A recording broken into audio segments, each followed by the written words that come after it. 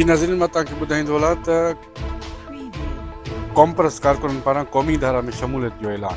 जमायतुनि जस्मम जिसाब जिस्कम जे अॻुवाननि कारकुननि नूर अहमद टिवणो अब्दुल सत्तार कलोरे जी अॻुवानी में 55 कॉम्प्रेस कारकुननि योम पाकिस्तान जे ॾींहुं मेयर कम्युनिटी सेंटर में प्रेस कॉन्फ्रेंस कंदे चयो त कॉम्प्रेस जमातुनि खां अलहदगी करे क़ौमी धारा में शामिल थियण जो ऐलान कयूं था। हिननि चयो त कॉम्प्रेस जमायतुनि हक़नि जो नारो लॻाए सिंध जे साधन माण्हुनि खे पंहिंजे मक़सद लाइ इस्तेमालु कयो।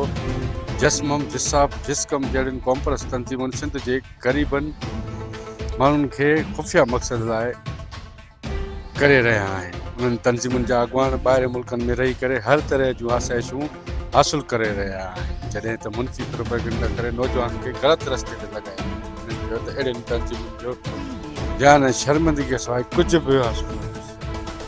कैमरामैन दीदार महर सां गॾु रिपोर्टर अब्दुल वहीद मैसर, सोच टीवी न्यूज़ मेयर।